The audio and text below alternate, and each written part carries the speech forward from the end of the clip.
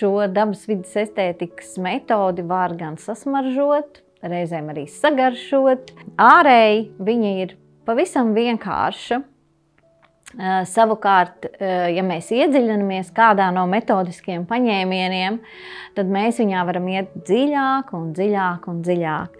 Ir kompozīcijas un darbiņu vingrinājumi, kuros mums pietiek tikai ar vienu sēkliņu, vai ar vienu mazu pupiņu, vai ar nelielu lapiņu, un praktiskais darbs ir tikai dažu punktiņu vai dažu līniju uzvilkšana.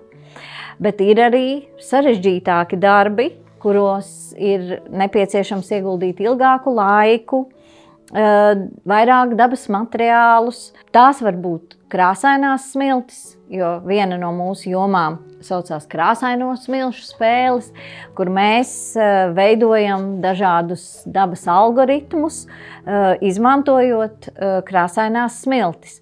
Un pats arī smilšu krāsošanas process mums ir vesels pasākums, kurš sastāv no 4 cikliem, un kur bērnam piedaloties, arī viņu vecākiem piedaloties, mēs izejam veselu skaistu tādu procesu, pakāpenisku, kurš ļauj gan izreaģēt dažādām negatīvām emocijām un iegūt daudz jaukas emocijas. Krāsaino graudu spēlēs mēs darbojamies ar dažādiem graudiem.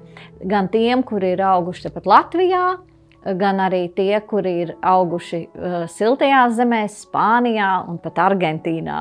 Šeit laikam nebūs lieki pieminēt, ka dabas vides estētikas metodē ir arī 4 pakāpes, kurā mēs vispār varam darboties ar dabas materiāliem. Un pirmā pakāpe, šī rotaļu vai vispār attīstošā pakāpe, ir saistāma ar vienkāršiem darbiem, kuros netiek izmantoti ļoti daudz materiāli, un šajā pakāpē var darboties gan bērnu vecāki, auklītes vai kāds atbalsta cilvēks. Nākošajā pakāpē izglītojošā strādā skolotāji, gan priekšmetu skolotāji, gan klases audzinātāji.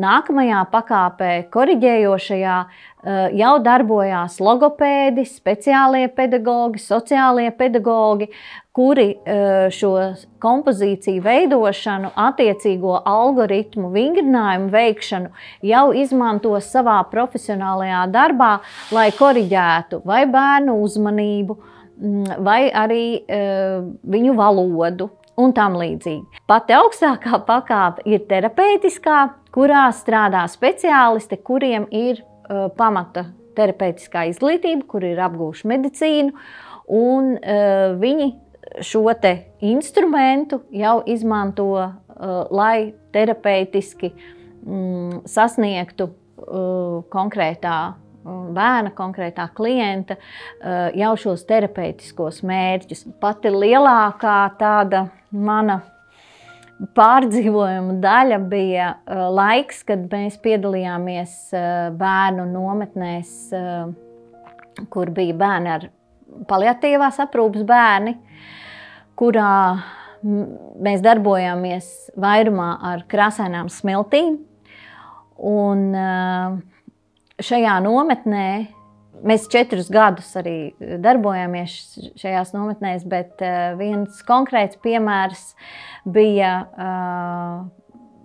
zēns, kurš vairākus gadus bija tieši mūsu grupas dalībnieks.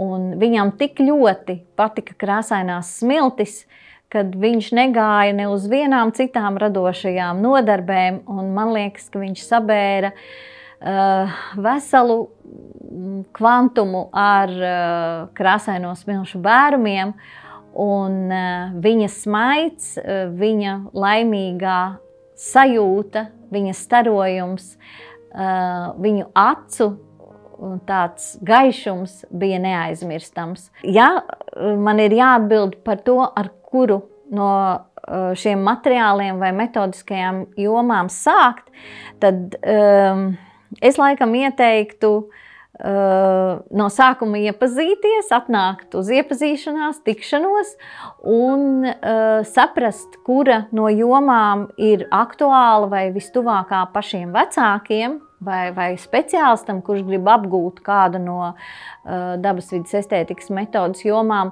un pēc tam arī attiecīgi izvēlēties sev tuvāko, jo bērnam mēs vislabāk varēsim palīdzēt caur to jomu, kas mums pašiem ir vistuvākā. Jo tieši caur šo konkrēto praktisko darbību mēs arī pilnveidojam sevi, pilnveidojam savas attiecības, pieauguša cilvēka, iekšējā bērna attiecības ar dabu. Un tad arī mums ir ļoti viegli uzrunāt un ieinteresēt savus bērnus, savus skolniekus vai savus līdzcilvēkus. Informācija noteikti ir atrodama mūsu mājaslapā dabasvēstniecība.lv, bet arī jūs varat droši meklēt mūsu mājaslapā informāciju par mūsu iespējām šeit Rīgā, arī par speciālistu iespējām visā Latvijā.